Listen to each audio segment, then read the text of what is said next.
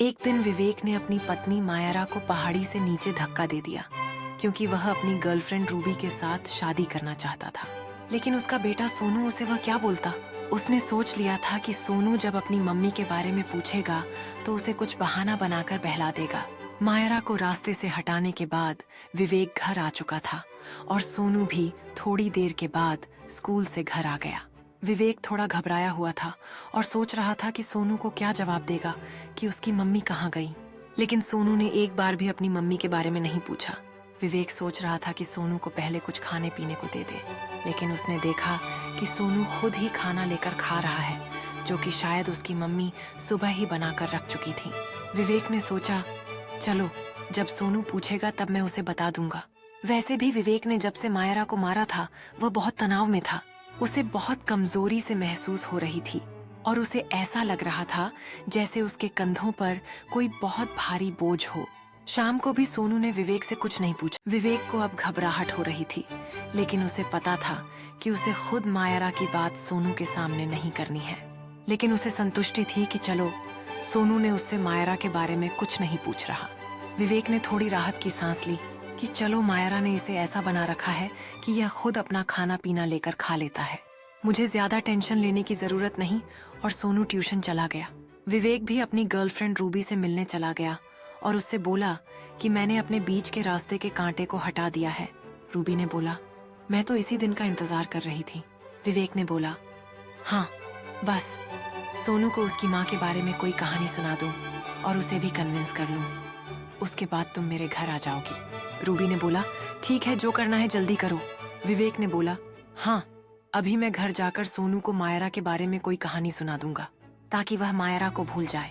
वैसे भी जब से मैंने उसे पहाड़ी से धक्का दिया है मुझे अजीब सा लग रहा है, बहुत कमजोरी और थकान महसूस हो रही है और ऐसा लग रहा है कि मेरे कंधों पर बहुत भारी बोझ है। हो सकता है मैंने इतना बड़ा कांड कर रखा है इसलिए डर की वजह से ऐसा हो रहा है।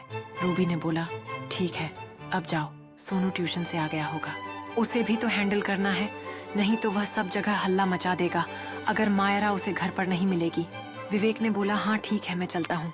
उसे कुछ ऐसी कहानी बतानी पड़ेगी कि वह यकीन कर ले कि मायरा खुद उसे छोड़कर कहीं चली गई है।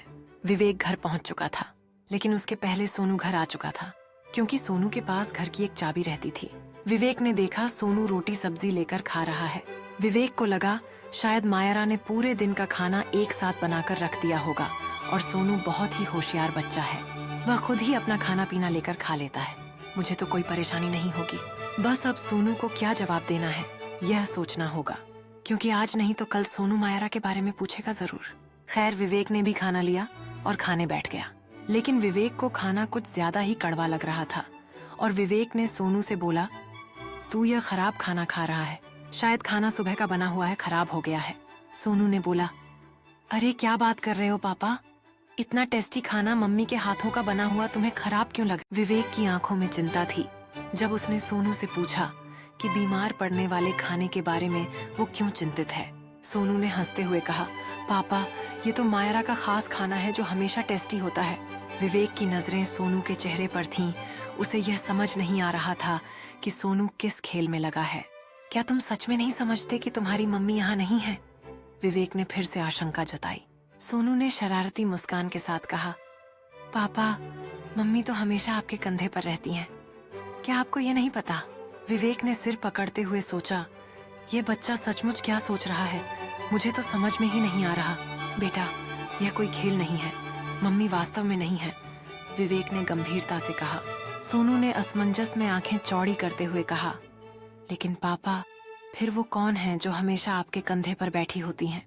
विवेक ने डीप ब्रेथ लेते हुए कहा। विवेक बड़बड़ाते हुए घर से बाहर भाग गया, उसके चेहरे पर अजीब सी घबराहट थी। सोनू अपनी मम्मी के पास भागा और पूछा, मम्मी ये पापा कहाँ भाग गए?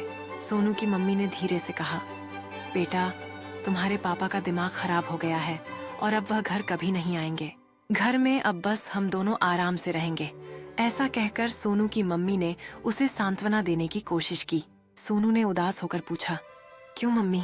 मायरा ने मुस्कुराते हुए कहा, बेटा क्योंकि ईश्वर को यही मंजूर है, तू इन सब बातों पर ध्यान मत दे, तू बस अपनी पढ़ाई कर और मेरे हाथों का बना बढ़िया बढ़िया खाना खा, मायरा ने आश्वासन दिया।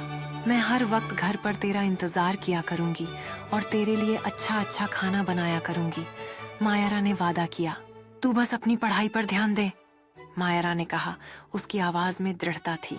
सोनू ने उत्साहित होकर कहा, ओके मम्मी, मैं बहुत अच्छे से पढ़ाई करूंगा। और फिर वह अपनी मम्मी के गोद में सर रखकर सो गया।